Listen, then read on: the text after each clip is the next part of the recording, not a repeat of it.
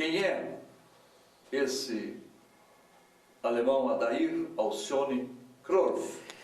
Eu sou nascido no Rio Grande do Sul, na cidade de Carazinho, no ano de 1955, filho de Aldino Kroloff e Leonida Lorena Adam Kroloff. Atualmente sou casado com Terezinha Zandir Alberti Kroloff. Tenho 2 filhos, Mateus Maurício Kroloff e Igor Kroloff. Muito bem, seu Adair. E como começou sua vida profissional na comunicação? A minha vida profissional ela se iniciou precisamente em 1969, quando eu, ainda agricultor, transferi residência para a cidade de Toledo, no interior do Paraná, para estudar, e onde eu consegui emprego como estagiário na emissora local Rádio Iguaçu de Toledo, isso em fins de 1969. E nesse período como office boy, que você viu dentro do setor de radiodifusão? Olha, primeiramente a gente desconhecia a área, né? Aí eu fui me familiarizando, conseguindo pegar os macetes, me inteirando do veículo. Aí eu passei a ser sonoplasta.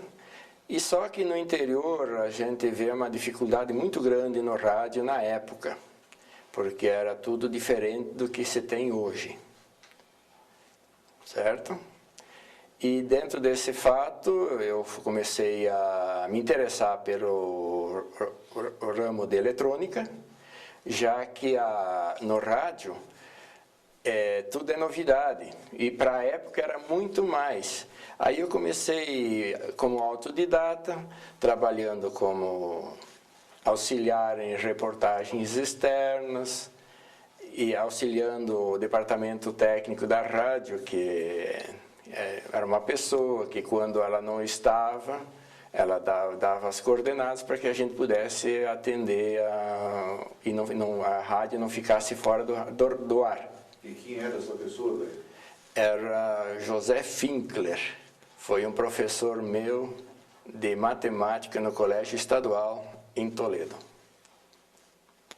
E depois que você entrou no rádio porque você gostava de rádio, porque tinha algum interesse no rádio, ou simplesmente porque surgiu a oportunidade?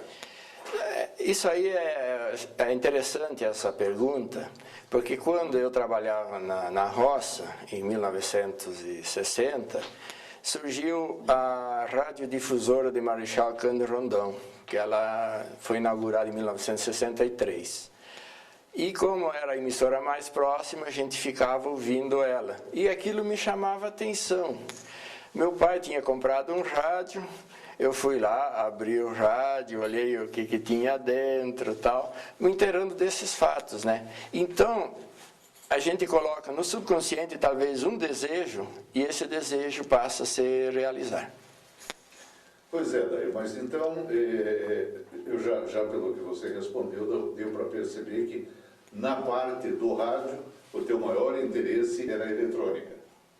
Talvez sim, isso foi para onde você evoluiu. Justamente. Agora, se a gente pensar que naquela época a eletrônica era, vamos dizer assim, e ainda é, a alma de tudo, e num lugar longe, tudo difícil, você deve ter feito um esforço heróico para conseguir atingir o teu objetivo. Como autodidata, porque não existia nenhum curso de profissionalização, com exceção daquele famoso Instituto Universal Brasileiro. E o monitor. A gente não conseguia material didático para a gente poder estudar. Então eu procurava em livrarias em Toledo, Cascavel, para tentar achar alguma coisa que explicasse para eu poder me inteirar dessa atividade, né? Mas você acompanhava muito emissoras de fora, seguramente, como a Rádio Nacional, como quase todos nós. Sim. Desde o interior era a Rádio Nacional, Rádio Tupi, a famosa Rádio Farroupilha, a Guaíba, e a Gaúcha. Eram essas rádios que a gente acompanhava. E nesse caminho, você cuidava, vamos dizer assim, da parte eletrônica, mas também tinha o teu dia a dia no rádio. Sim, o dia a dia, fora isso, fazia sonoplastia, atendia o departamento comercial, fazia cobranças, porque o interessante no interior, principalmente nessa época, é que a gente era polivalente. Não era só uma coisa que tinha que fazer. Tinha que elaborar texto de publicidade. Que idade você tinha, velho? Eu estava com 16 anos. E aí eu fui evoluindo, né? Então você tinha que fazer muita coisa dentro da rádio para cobrir o que estava faltando, né? Porque o quadro de funcionários era reduzido. O faturamento dessas emissoras do interior naquela época também era muito baixo, né? Então a gente tinha que, como diz um detalhe, a gente tinha que chutar o escanteio, cabecear para o gol e defender. Essa Rádio Iguaçu, lá de Toledo, que foi do início nos anos 69, você tinha 14 anos, né? Aos 16 já tinha mais experiência. E mesmo a sonoplastia, ou ajudando a parte eletrônica, como retaguarda técnica das reportagens, lembra-se de algum fato curioso que tenha acontecido, pudesse ser jocoso? Lembra alguma coisa nesse sentido? Tem um fato só que não envolveu a minha pessoa, né? Sim. Mas é que, infelizmente, dentro do rádio, naquela época, hoje ainda tem, às vezes a pessoa, o locutor, ele se desvirtua por lado da bebida. E tinha um locutor no Toledo que ele era chegado a tomar uma caninha além do normal. Um dia ele chegou por volta para trabalhar às 7 horas da manhã, sentou no estúdio, olhou para o relógio e falou: agora passamos a aguardar o momento para transmitir a Voz do Brasil juntamente com as demais emissoras do país. Boa noite. Isso às 7 horas da manhã. É sinal de que a noite tem sido muito boa. Porque... Justamente. E aí depois que você começou na Iguaçu de Toledo? Iguaçu de Toledo. Depois Marechal. Depois Marechal. Marechal. Em Marechal, Cândido Rondon, a rádio que você falou era nova, né? Sim. Tinha menos dificuldades, mas de qualquer forma a captação de notícias, esse sentido assim, naquela época não havia necessidade de um jornalista profissional, era uma pessoa encarregada de montar o noticiário, é isso? É isso. Então eu vou até fazer uma retrospectiva um pouco nesse âmbito aí. A grande dificuldade do interior, primeiro, Toledo, Marechal Cândido Rondon não tinha asfalto.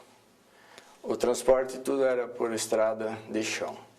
Segundo, jornais para chegarem até Toledo, Marechal Cândido Rondon, somente chegavam um dia depois de editado aqui na capital. A captação de notícias se dava através de gravação da rádio Guaíba, Globo, Tupi e outras emissoras. Tinha a Clube PRB2 para as notícias do Paraná. Então o processo de captação e elaboração do noticiário, que geralmente era levado ao meio-dia e que era assistido por todos, ouvido por todos os ouvintes, era degravado. O que se fazia? Você gravava a notícia num gravador de rolo, depois sentava-se na máquina, botava-se um fone de ouvido e começava a degravar a notícia. E dentro dessa filosofia era degravada as notícias nacionais, internacionais. Para as notícias locais e regionais tinha uma pessoa que fazia essa parte. Mas existia a pessoa que cuidava estritamente da parte de degravação de âmbito nacional, estadual ou mundial. Não existia naquela época para a emissora escuta em telegrafia também? Tinha, né? Tinha muito... A telegrafia ainda era bastante utilizada. E falando em telegrafia, quem mais era, o que utilizava telegrafia era o correio, que possuía um sistema para recepção de telegramas, envios. Então, no interior, além do rádio amador, que transmitia notícias em primeira mão, porque telefone era uma utopia, era a telegrafia. E geralmente vinha também pela rede ferroviária, né? Não, a maior parte delas, das cidades brasileiras, eram cobertas por esse sistema. Justamente, a parte onde que existia serviço de rede ferroviária eram atendidos por esse meio de transporte. Antes da rádio que você iniciou, teve serviço de alto-falante também, como acontecia com várias cidades ou não? Não. Entrou direto ao rádio. Entrei direto no rádio. Você iniciou na rádio, aliás, depois da Rádio Iguaçu, você foi para a Rádio Difusora de Marechal Cândido Rondon, né? Isso. Chegou de 1977 a 79. Claro que devia, na sua experiência, também a diferença entre uma rádio de Toledo para a de Cândido Rondon, ou tecnicamente ela A difusora de Marechal Cândido Rondon era uma emissora já mais avançada tecnicamente. Ela utilizava já cartucheiras, os transmissores já eram transmissores importados, que era o transmissor Collins. O parque de equipamento de reportagem externa já usufruía de unidade móvel. Então, já era uma emissora que já permitia uma comunicação bem melhor em relação à emissora que eu trabalhei anteriormente. Eu queria só fazer uma observação, que essa rádio Iguaçu de Toledo, como a difusora, no começo, a potência de transmissão deles era de 100 watts. De 100 watts. Tanto de dia quanto de noite. Tanto de dia como de noite. E hoje, essa potência, naquela época, se conseguia chegar até Foz do Iguaçu. 150, 170 quilômetros no máximo, nesse raio eram cobertos por essas emissoras. Hoje, essa potência não consegue cobrir o bairro aqui do Bigurilho. Por causa do comprometimento do espectro de rádios. Começou a se distribuir, né? Justamente, começou a se distribuir muita emissora de onda média e começou a saturar o espectro. Essas emissoras começaram a aumentar a potência e hoje uma emissora de 5 kW não consegue cobrir o que aquela emissora de 100 watts cobria. A propósito da propagação, gostaria também que você explicasse para quem estará assistindo. Você deve ter participado muito das ZZP2. Sim, a ZZP2 foi muito famosa na época. O órgão regulador da época, o Ministério das Comunicações, com a Dentel, ele necessitava fazer aferição das emissoras de rádio que estavam distribuídas pelo Brasil. Existia em São Paulo uma agência fiscalizadora que fazia aferição dessas emissoras, que era a ZZP2. A ZZP2 mandava um telex ou um telegrama para a emissora dizendo: olha, dia tal, às 3 horas da manhã, por favor, chamem ZZP2 por meia hora para nós fazermos aferição de frequência. Então era inverno, tinha que ligar o transmissor, ir no estúdio, o locutor ia lá e ficava chamando, alô, ZZP2, Rádio Iguaçu de Toledo, chamando ZZP2, e ficava fazendo esse processo por meia hora. Passada uma semana chegava um telegrama dizendo assim: olha, façam aferição na frequência de vossa emissora, que ela está com 5 Hz, 10 Hz fora de frequência. Aí chamava-se o técnico com frequencímetro e fazia aferição. Porque a tolerância máxima de desvio de frequência para onda média é tolerado 10 Hz no máximo.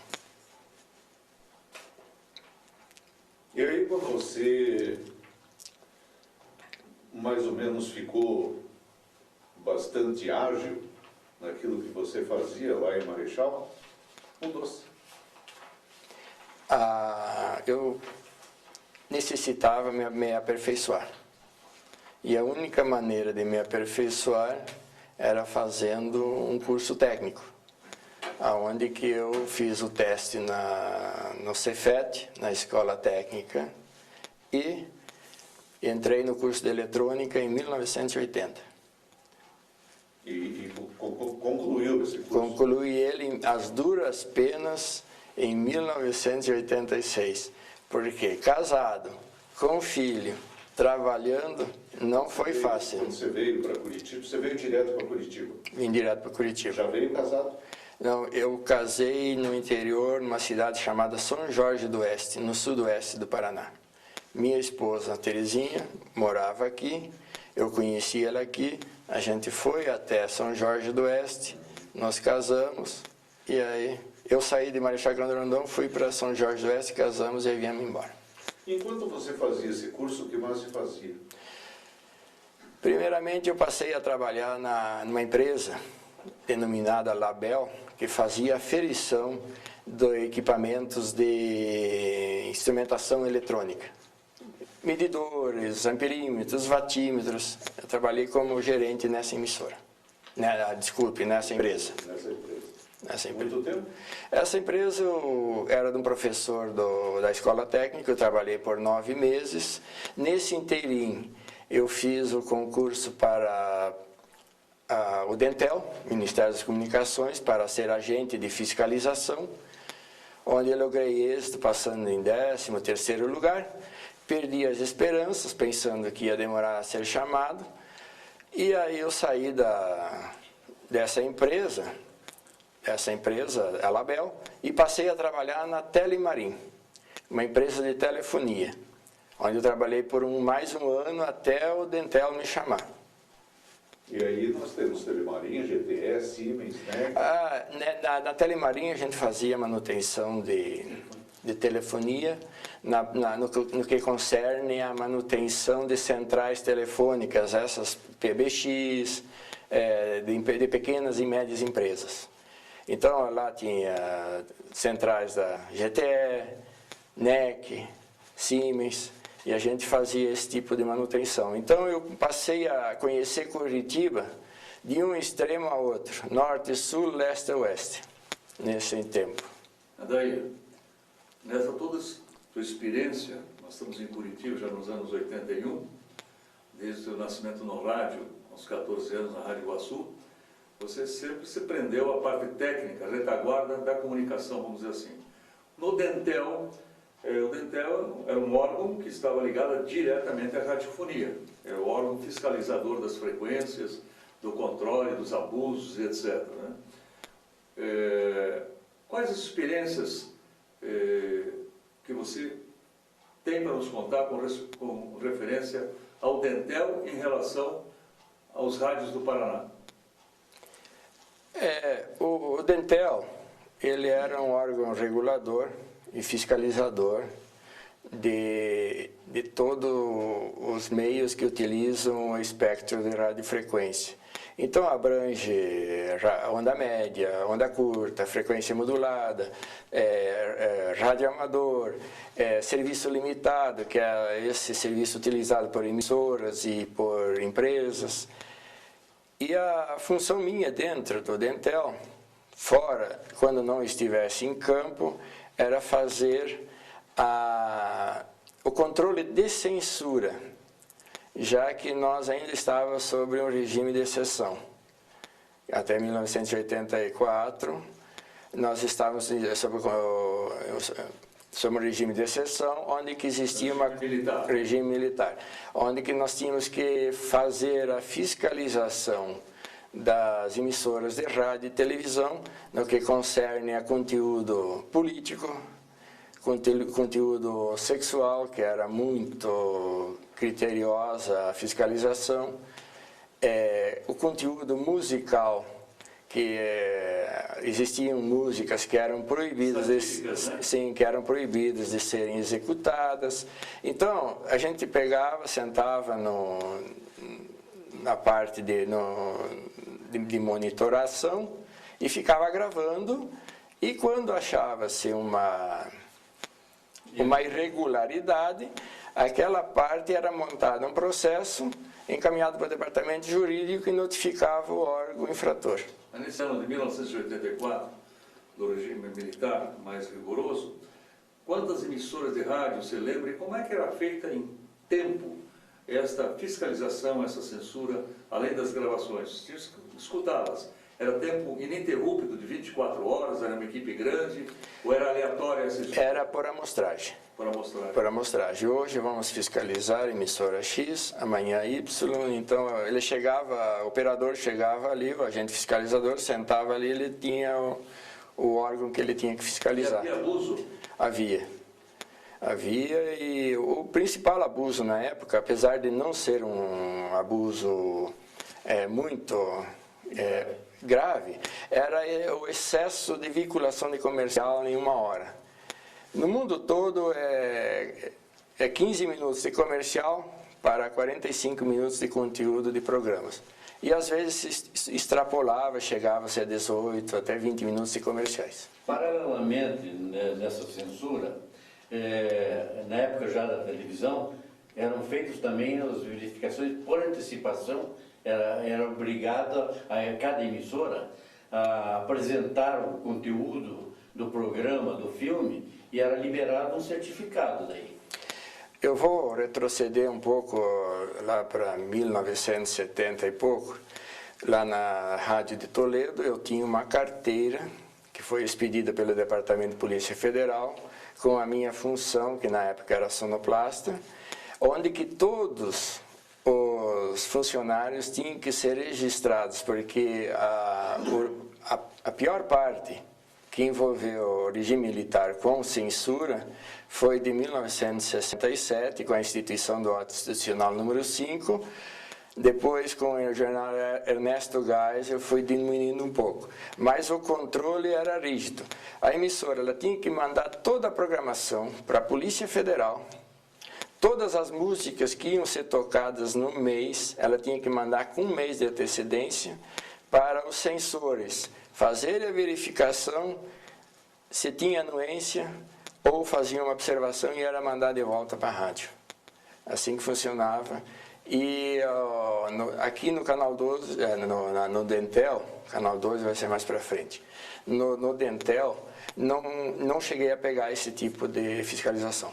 Mas nessa fiscalização, que era prévia, e na hora que vocês estavam atuando na prática, aleatoriamente, ou por amostragem, como você falou, na escuta para censurar, suspender, sei lá, punir alguma rádio infratora por excesso, por julgar um excesso, existia presença militar física dentro do Dentel? Não. Toda vez que ocorria uma infração que fugia ao que estava estabelecido, era elaborado um processo pelo departamento jurídico, era dado direito de resposta à emissora e aí era aplicada a penalidade, multa, advertência, e era só isso aí. Mas... E naquele tempo, o Dentel realmente é um episódio muito interessante na vida sociopolítica do país. O Coronel Bianco era o teu chefe na época? Coronel Bianco, Coronel Oswaldo Bianco, tive o prazer de trabalhar com ele, bem como com o Coronel Costa e Silva, saudoso Coronel Costa e Silva. Trabalhei com os dois. O Coronel Bianco ele tinha uma peculiaridade que ele era antitabagista. Até hoje? Até hoje que eu conheço ele não pode ver uma pessoa fumando que ele chega e faz toda uma preleção sobre o assunto.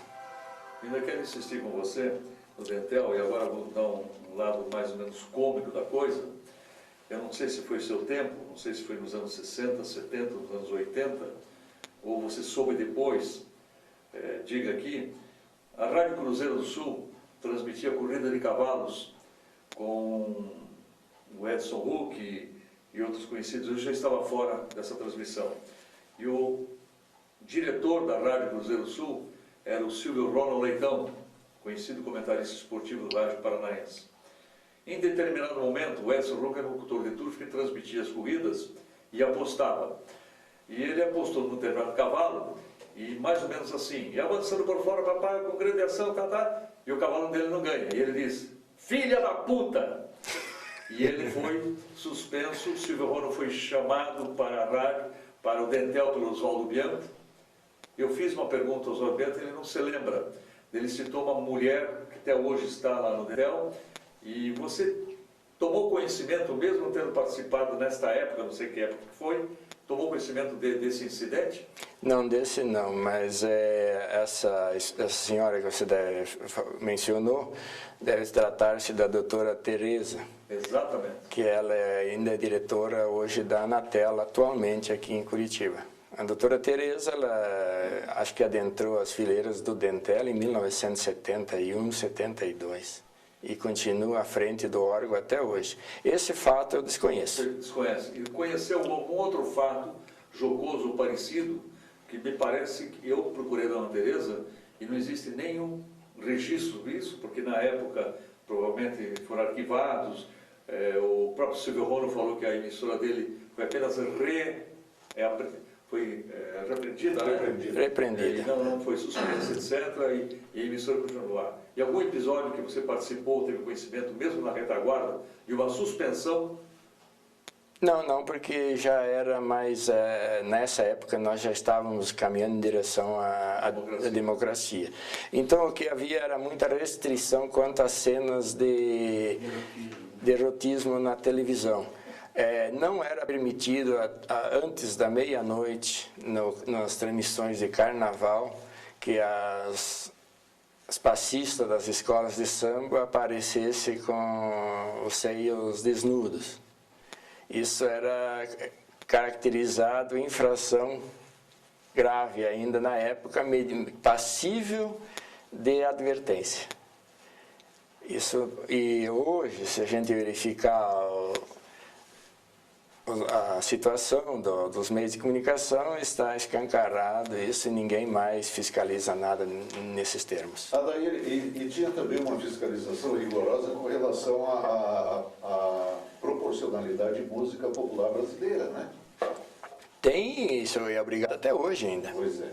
Isso é obrigado até hoje. Você tem que ter eu não me lembro o percentual, mas você tem que ter um percentual de música nacional e em relação à música estrangeira. Como também você tem que obedecer um percentual de notícias que devem ser transmitidos no dia a dia. Como é que foi a sua participação, o início da participação em televisão? Eu trabalhava no Dentel e eu sempre friso isso, que ainda na época do regime militar, você era freado nas tuas aspirações. E eu desenvolvi, junto ao Dentel, um meio, um meio de fazer aferição de frequência à distância. E isso desagradou. Quando veio o coronel Neiva de Brasília, ele, que era o diretor-geral do Dentel, ele solicitou que eu fosse até Brasília e implantar isso em todas as delegacias. Esse convite desagradou os superiores. E de um dia para o outro eu fui rebaixado a mero operador de posto de escuta. Eu já estava atuando na área de supervisão do posto. Eu fui rebaixado. Aí eu falei, bom, pensei assim para mim, aqui então eu não tenho as grandes aspirações, porque estou sendo tolhido. Vou procurar outro campo. Aí que eu conversei com a doutora Tereza, que ela conhecia o superintendente da TV, de engenharia da TV Paranaense na época, o senhor Wilson Martins, e fez com que eu entrasse em contato com ele. Eu chegando no Canal 12, conversei com ele, ele me mencionou, olha, atualmente não temos vaga para nenhum técnico aqui dentro da área que você está se formando. Canal 12 é TV Paranaense. TV Paranaense, RPC. Aí eu falei para ele, não, é o seguinte, eu me proponho eu trabalhar de manhã de graça aqui até que surja uma vaga. E continuei trabalhando no Dentel. Um mês depois, abri uma vaga bem dentro do setor que eu almejava, que era o setor de transmissão, que eu já tinha conhecimento, e passei a partir de novembro de 1984, fazer parte da equipe da RPC, do Canal 12, da época. Uma dúvida apenas, citou o Wilson Martins. Wilson Martins. Martins não é o atual jornalista? Não, é um engenheiro que hoje ele trabalha é superintendente de engenharia da TV Globo em Campinas, São Paulo. Naquela época já estava o Chasco também? O seu Hélio Chasco fazia parte do cast de engenharia, na parte de engenharia da TV. Soami Soeiro também estava lá ainda ou não? Quem? Soami Soeiro. Não estava. Não, em período anterior. Isso. Tá. E eu passei a atuar dentro da RPC, do Canal 12, na área de manutenção e assistência técnica nas retransmissoras. Não era RPC na época ainda? Não. Em 84 era o Dr. Najib ainda? Não, é Dr. Francisco, Dr. Francisco. o saudoso Dr. Francisco. A emissora, ela criou uma rede de retransmissoras, porque satélite, para a época, era uma utopia, muito caro. Tinha só o Brasilsat 1. Não existia esse negócio de fazer um Rapilink e receber a imagem da RPC lá em Maringá. Nada. Foram montados links terrestres de micro-ondas. Várias repetidoras. E ao longo desses links foram montadas as retransmissoras, que retransmitiam o sinal da TV aqui para a região leste e já para a região de Maringá e Londrina, TV Cultura de Maringá, depois a TV Coroado, se não me falha a memória, Londrina. Depois foi fundada a TV Cataratas em Foz do Iguaçu. E no início foi tudo em UHF? Os links? O início. Não, as retransmissoras quando dispunha-se do espectro para VHF, utilizava-se frequência de VHF. Mas a maioria utilizava UHF até o canal 60. Acima do canal 60 eram utilizados para fazer links. A linkagem também para cidades adjacentes. E para o leigo, o que é espectro? É a faixa do espaço de frequências que começa em 300 Hz e que tende a ir a 30 GHz. Tal. É toda essa faixa, são caminhos que são determinados para... Duas paradas, ondas. Isso. Em 84, se iniciou em novembro de 84, no canal 12, hoje atual RPC, que eram os nomes artísticos que compunham essa emissora, que você poderia recordar, nominar, com quem conviveu? Na época nós estávamos totalmente já ligados à Globo Rio. Sim, mas de Curitiba. Mas não tinha mais produção local. Não existia mais produção local. Você lembra quem é que fazia o noticiário local na época? Agora me foge o... 84, eu tinha o... Carlos Marassi? Carlos Marassi, isso mesmo. Vou precisar de uma ajuda de vocês aí. Tinha um dentista que... Sérgio Bittencourt, Mário Bittencourt. E tinha a esposa do nosso ex-prefeito, do Rafael Greca, a Margarita Sansone. E assim foi, né? A produção local era muito restrita, né? Sim, só ficava restrita ao noticiário esportivo e o local e regional. E o esportivo quem era? Já na época é o Carlos Rocha, o Gil Rocha. Era o Gil Rocha. Gil Rocha. Gilberto Fontoura também. Gilberto Fontoura na parte de Apresentação. porque teve outros que antecederam, que foram o Nestor, né? Professor Batista. Nestor Batista, tinha o do Jet Set, como é que era o nome dele? O Reinaldo Bessa. Reinaldo Bessa. E os estúdios já eram no antigo Diário do Paraná, TV Paraná? Não, era lá no Castelo. No Castelo. É verdade. No Castelo. Ah, então trabalhou com o JJ lá também. Trabalhei com o JJ, Abílio Bastos. Que era Abílio, Alceu isso. Honório, Alceu Honório, o Vandelino. Vandelino, continua até hoje. Está na retaguarda, Está né? na retaguarda até hoje. É um dos poucos, né, que tem se mantido assim, na trilha da televisão desde que iniciou, né? Sim, Ao longo do tempo. ao longo do tempo. Ele é um pioneiro da televisão. Sim, sim. Não é bem um pioneiro, né? Posterior a isso. Mas dos anos 60. 70, mais ou menos. Depois disso, adiantando um pouco, né, o engenheiro Wilson, ele foi solicitar a transferência dele para a Globo São Paulo, para montar os estúdios, o parque de transmissão da Avenida Paulista. Então foram montados torre no prédio da Gazeta lá. E passado um tempo, ele se desligou da Globo, a convite do McLean, do Grupo Sharp, para montar o canal a TV Mais em São Paulo. A TV Mais que foi o berço da TV por assinatura no Brasil, que na época do governo José Sarney, ele distribuiu muitas concessões de canais de UHF para serem utilizados com a filosofia de TVA, TV por assinatura em UHF. Então aqui em Curitiba nós temos o canal 57, o canal 32, o canal 59. Aí o engenheiro Wilson foi convidado pelo McLean e posteriormente também pelo Grupo Abril para montar a TVA. Como nós éramos de Curitiba e ele nos conhecia, ele nos convidou para nós montarmos a TVA em Curitiba. E assim foi feito, né? Aí você saiu do Canal 12 Saí do Canal 12 em 1991 e foi montar a TVA. a TVA em Curitiba.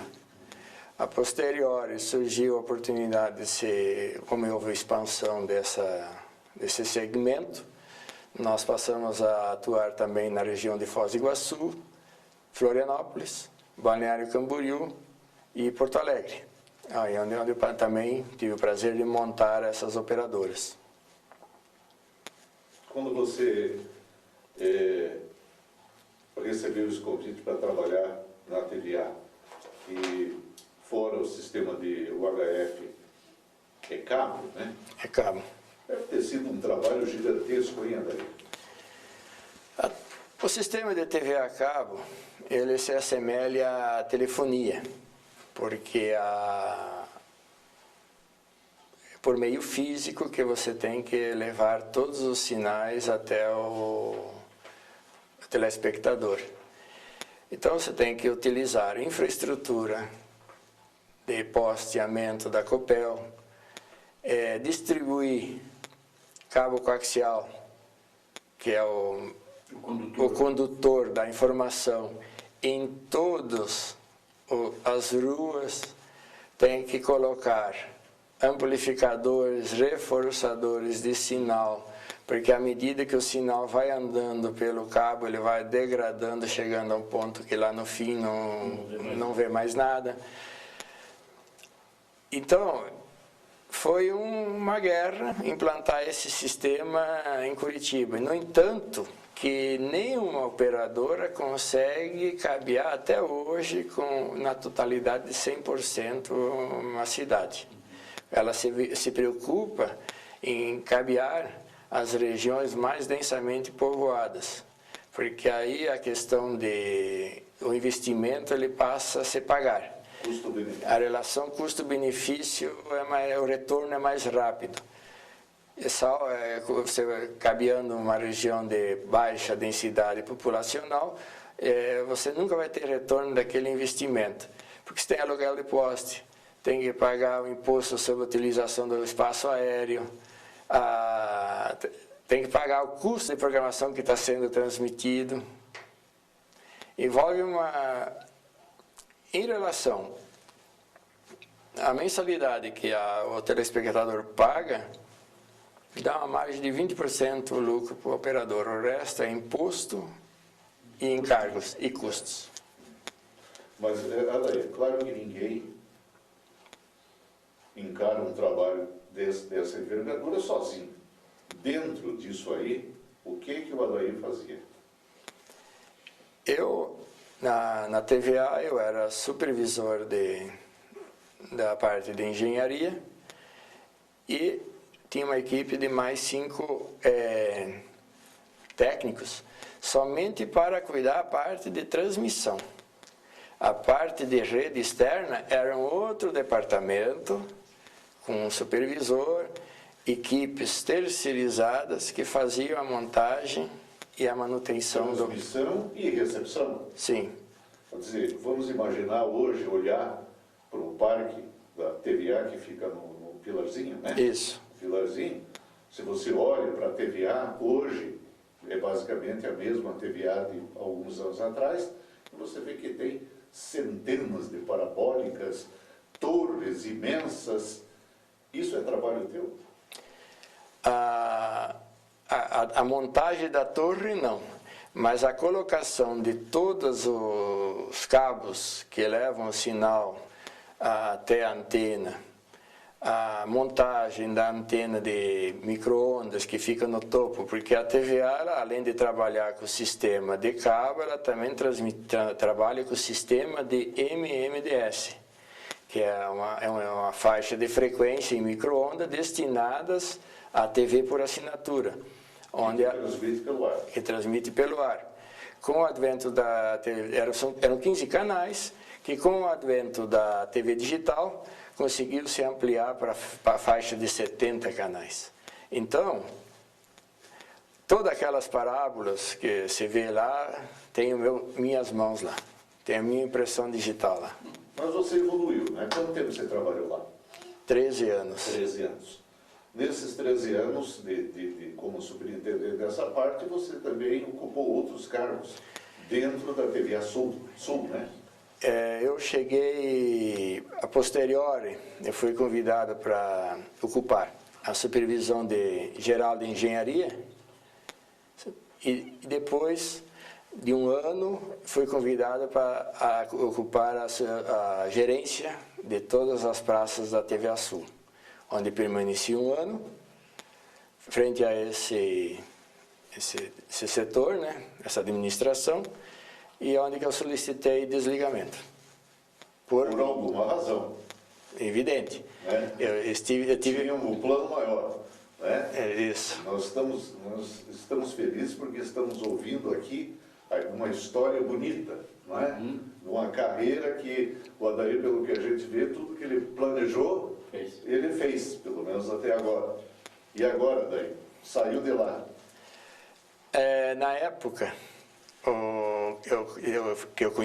foi nessa época que eu conheci o Roberto, e ele me veio com o seu José um dia lá, quando eu trabalhava em frente ainda à supervisão da TVA, que precisava colocar um canal no mercado das pulgas na TVA. E aí eu, como conhecedor do sistema, eu sugeri. Eu tenho um espaço na minha residência, onde que nós podemos fazer a geração desse canal. E aí eu comecei a me inteirar pelo lado da geração de conteúdo para a TV a cabo. Aí quem cuidava disso era meu filho Matheus, que trabalhava juntamente com o Roberto no mercado. E a gente começou a se familiarizar nesse segmento. Aí eu subi para a supervisão na gerência geral da TVA, aí eu solicitei o desligamento, me aprofundei nisso, Passado 3 meses que eu estava desligado, fui convidado pela Universidade Federal do Paraná para gerar o canal o FPR TV na NET e na TVA. E é uma atividade que eu estou fazendo até hoje ainda. Quer dizer, na realidade, você acabou criando um meio de produção praticamente, né? Dava suporte às transmissões da... Eu cheguei numa época a gerar 5 canais nas emissoras de TV a cabo. Quando as emissoras de TV a cabo não tinham conteúdo de programação, porque a TV digital estava engatinhando ainda, aí sobrava frequência dentro do espectro da TV a cabo. Então muitas empresas locavam um canal. Foi o caso, o Sr. José locou um, teve uma outra empresa que locou outro. E com isso, eu me especializei e cheguei a gerar 5 canais simultaneamente com conteúdos diferentes para a TV a cabo. Com o advento da TV digital, foram sendo requisitadas as frequências e essas empresas tiveram que se desligar dessa atividade e restou somente a Universidade Federal, que é um canal que a TV tem que carregar, a TV a cabo tem que carregar por obrigatoriedade e força de lei. E é o que acontece hoje. Você acha que quais foram os efeitos com a entrada do sistema de TV a cabo em relação às TVs abertas? Efeito assim, como é que eu posso mensurar isso? Altamente sentido, você acha que estragou muito o nível de audiência das emissoras ou não? Efetivo, né? Acontece o seguinte, tem um fato interessante que, se vocês observarem, até 1980, a televisão no Brasil não tinha controle remoto. Era focada no seletor de canal, eu ir lá e apertar. Isso fazia com que quem estivesse assistindo não se levantasse, ficasse preso a um canal. Vou citar, por exemplo, ficar assistindo a Globo ali e não sair daquele canal. Com o advento da TV a cabo e com o advento da evolução tecnológica, surgiu o controle remoto. E hoje, se a pessoa está assistindo uma programação de conteúdo na TV a cabo, está assistindo uma emissora local, e surge um intervalo comercial, ela pega o decoder e começa a procurar outros canais. E aí acha uma coisa interessante e aquilo que ela estava vendo lá atrás já ficou. Então eu acho que por um certo ponto veio prejudicar.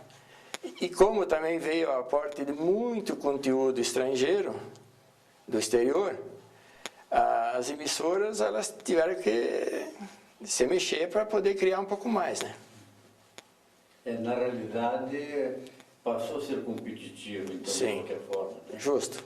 E as emissoras passaram a sentir os efeitos desse fato, porque realmente elas tinham... Porque a TV a cabo, ela ia por satélite, nós temos hoje, elas ficam focadas mais no público A e B.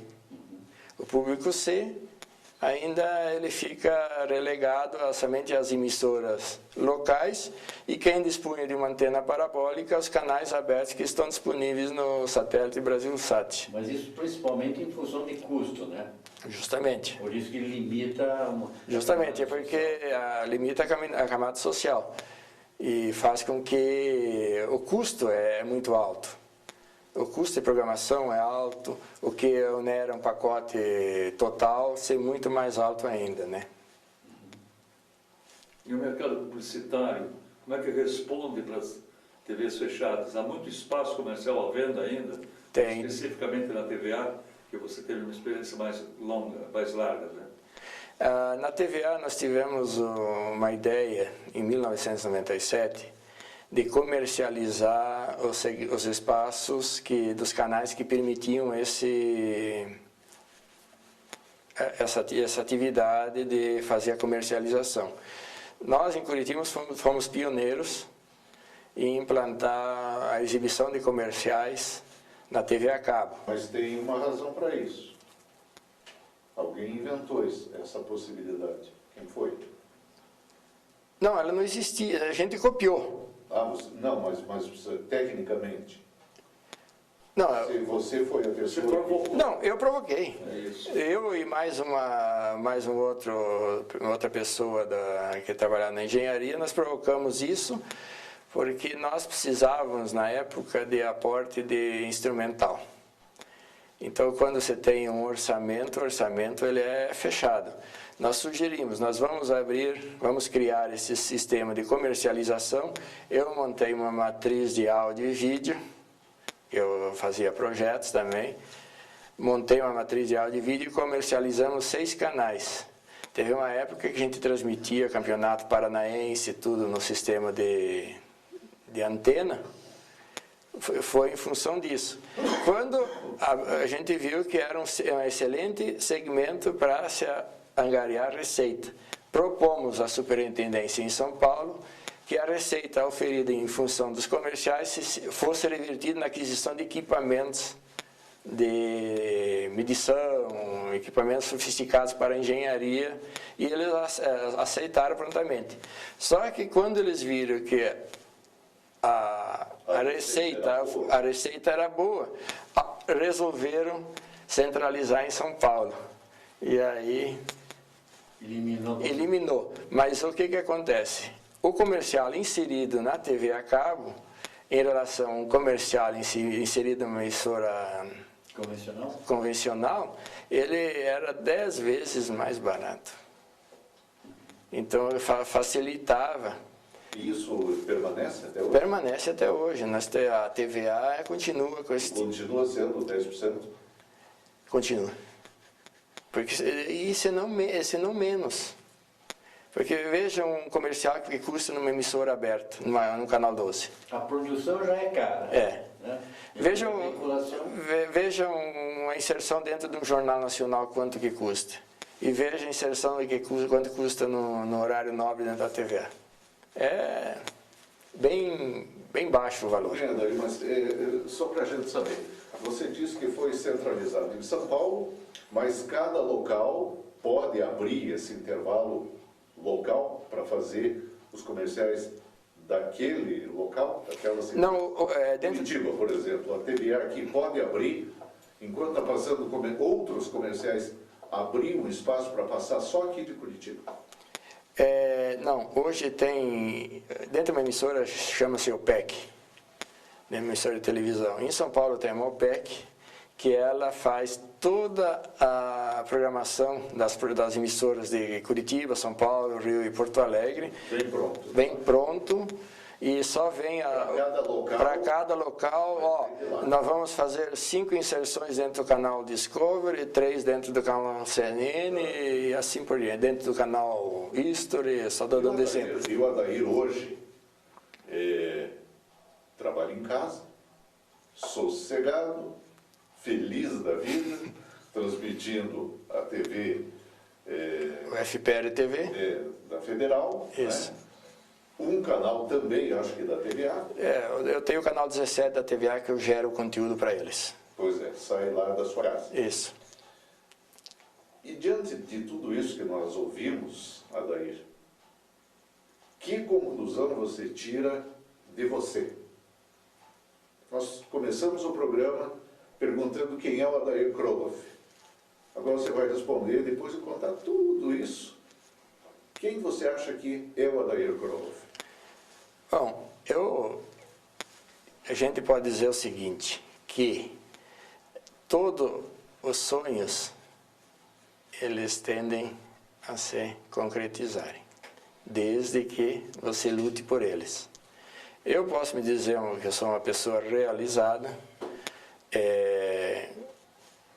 bem casado, uma esposa querida, 2 filhos maravilhosos, e eu não tenho nada a reclamar do que eu consegui até hoje, eu só tenho a agradecer. Muito obrigado.